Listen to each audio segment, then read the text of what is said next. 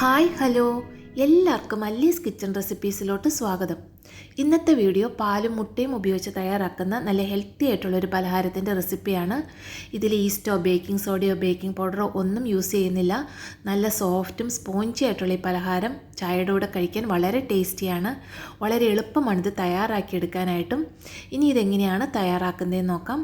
ഇതിനായിട്ട് ഞാൻ ആദ്യമേ തന്നെ ഒരു മിക്സിയുടെ ചെറിയ ജാർ എടുത്തിട്ടുണ്ട്. അതിലോട്ട് 1/2 കപ്പ് പഞ്ചസാരയാണ് ചേർത്ത് കൊടുക്കുന്നത്.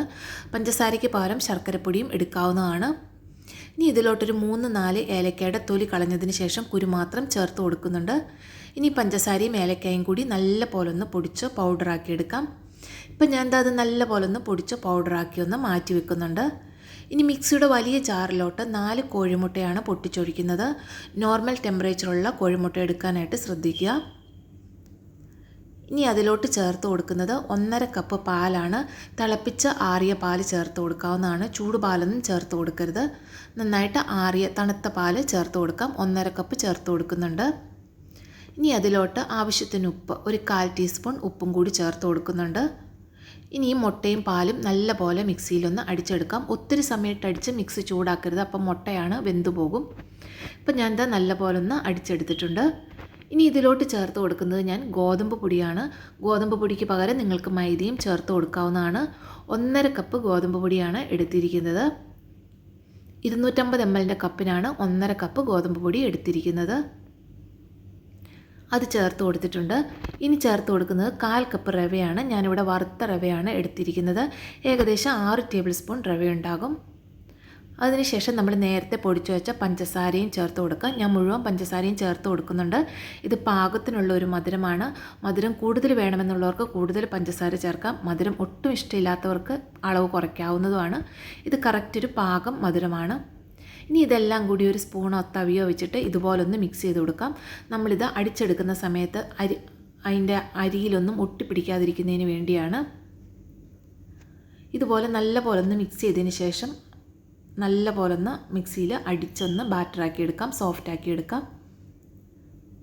ഇപ്പം ഞാൻ എന്താ നല്ല പോലെ ഒന്ന് മിക്സ് ചെയ്തെടുത്തിട്ടുണ്ട്. അതിൻ്റെ സൈഡിലൊന്നും പറ്റിപ്പിടിക്കാതെ നമുക്ക് അടിച്ചെടുക്കാനായിട്ട് പറ്റും. ഈ ഒരു തിക്നെസ്സിലായിരിക്കണം നമ്മുടെ ബാറ്റർ നമ്മൾ റെഡിയാക്കി എടുക്കേണ്ടത്. ഇനി മിക്സിയുടെ ജാറിൽ വെള്ളമൊന്നും ചേർത്ത് ഒഴിക്കരുത്. മിക്സിയുടെ ജാറിലുള്ളതൊന്ന് വടിച്ചൊഴിച്ചാൽ മതിയാകും. ഈ ഒരു തിക്നെസ്സിലായിരിക്കണം നമ്മുടെ ബാറ്റർ റെഡിയാക്കി എടുക്കേണ്ടത്. ഞാൻ ഈ പറഞ്ഞ അളവിൽ ഈ ഒരു കറക്റ്റ് ഇതിലായിരിക്കും കിട്ടുക. കറക്റ്റ് കൺസിസ്റ്റൻസി ആയിരിക്കും ബാറ്ററിനുണ്ടാവുക. ഇനി ഇതൊന്ന് അടച്ച് ഒരു 15 മിനിറ്റ് സമയമെങ്കിലും നമുക്കൊന്ന് റെസ്റ്റ് ചെയ്യാനായിട്ട് മാറ്റി വെക്കണം. നമ്മൾ ചേർത്ത റവയൊക്കെ ഒന്ന് കുതിർന്ന് വരുന്നതിന് വേണ്ടിയാണ്.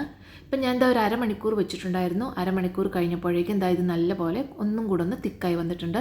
ഈ ഒരു പരുവത്തിലാണ് നമുക്ക് വേണ്ടിയത്. ഇനി ഇതിലോട്ട് നമ്മൾ എക്സ്ട്രാ പാലോ വെള്ളമോ ഒന്നും ചേർത്ത് കൊടുക്കണ്ട. 1/2 കപ്പ് പാലും 4 കോഴിമുട്ടയും നല്ല കറക്റ്റായിരുന്നു. ഇനി ഉണ്ണിയപ്പച്ചട്ടിയിലാണ് ഞാൻ തയ്യാറാക്കിയെടുക്കുന്നത്. ഉണ്ണിയപ്പച്ചട്ടിയുടെ ഓരോ കുഴിയിലോട്ടും പകുതിയോളം എണ്ണ ഒഴിച്ചു കൊടുത്തിട്ടുണ്ട്. അത്ര എണ്ണ ഒഴിച്ചു കൊടുത്തില്ലെങ്കിലും കുഴപ്പമൊന്നുമില്ല. അതിനുശേഷം എണ്ണ മീഡിയം ഫ്ലെയിമിൽ വെച്ച് നല്ല പോലെ ഒന്ന് ചൂടായി വരണം.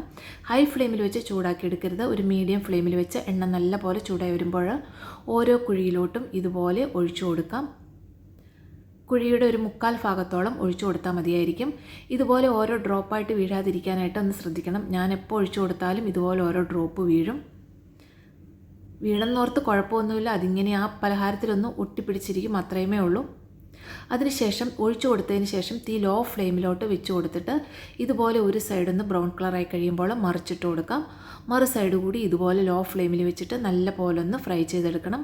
ലോ ഫ്ലെയിമിൽ വെച്ച് വേണം നമ്മളിത് ഫ്രൈ ചെയ്തെടുക്കാനായിട്ട്. അതിൻ്റെ ഉൾഭാഗമൊക്കെ നല്ല പോലെ ഒന്ന് വെന്ത് കിട്ടുന്നതിന് വേണ്ടിയാണ്. നല്ല സോഫ്റ്റായിട്ട് നല്ല സ്പോഞ്ച് പോലുള്ളൊരു പലഹാരമാണിത്. എനിക്കിത് 4 പ്രാവശ്യമായിട്ടാണ് ഉണ്ടാക്കാനായിട്ട് പറ്റിയത്. ഒരു 40-45 എണ്ണോളം ഞാനിത് ഉണ്ടാക്കിയെടുത്തിട്ടുണ്ടായിരുന്നു. ഈ ഒരളവിൽ ഒരാൾക്ക് ഇതൊരു 5 എണ്ണമൊക്കെ കഴിക്കാൻ പറ്റും. അത്രയും നല്ല സോഫ്റ്റും അത്രയും നല്ല സ്പോഞ്ചി ആയിട്ടുള്ളൊരു പലഹാരമാണ്. തിരിച്ച് മറിച്ചു വിട്ട് 2 സൈഡും നല്ലൊരു ബ്രൗൺ കളർ ആകുന്നിടം വരെ ലോ ഫ്ലെയിമിൽ വെച്ച് നമുക്കിതൊന്ന് ഫ്രൈ ചെയ്തെടുക്കാം. ഇപ്പോൾ ഞാൻ തിരിച്ച് മറിച്ചു വിട്ട് നല്ലപോലെ 2 സൈഡും ഒന്ന് ഫ്രൈ ചെയ്തെടുത്തിട്ടുണ്ട്. ഓരോന്നും ഫ്രൈ ആകുന്ന കുറച്ചൊന്ന് വ്യത്യാസപ്പെട്ടിരിക്കും. അപ്പോൾ ഫ്രൈ ആകുന്ന നമുക്കിതുപോലെ തിരിച്ചു മറിച്ചു വിട്ട് കോരിയെടുക്കാം. ഇപ്പം ഞാൻ നല്ലൊരു ബ്രൗൺ കളർ ആയതെല്ലാം ഒന്ന് കോരിയെടുക്കുന്നുണ്ട്. ബാക്കിയുള്ളതെല്ലാം ഒന്ന് തിരിച്ചിട്ടും കൊടുക്കുന്നുണ്ട്. 2 സൈഡ് നല്ലൊരു ബ്രൗൺ കളറായി കഴിയുമ്പോൾ നമുക്ക് മുഴുവനും കോരിയെടുക്കാം. വളരെ എളുപ്പത്തിൽ മിക്സിയിലൊന്ന് കറക്കി പെട്ടെന്ന് തയ്യാറാക്കാൻ പറ്റുന്ന ഒരു പലഹാരമാണ്. എല്ലാവരും തീർച്ചയായിട്ടും ട്രൈ ചെയ്ത് നോക്കുക. ചായയുടെ കൂടെയൊക്കെ കഴിക്കാൻ പറ്റിയ, കുട്ടികൾക്കൊക്കെ കഴിക്കാൻ പറ്റിയ നല്ല സോഫ്റ്റ് ആയിട്ടുള്ള സ്പോഞ്ചി ആയിട്ടുള്ള ഹെൽത്തി പലഹാരമാണ്. വീഡിയോ ഇഷ്ടമായെങ്കിൽ ചാനൽ സബ്സ്ക്രൈബ് ചെയ്യുക, ലൈക്കും കമൻറ്റും ഷെയറും ചെയ്യുക. എല്ലാവർക്കും നന്ദി. താങ്ക്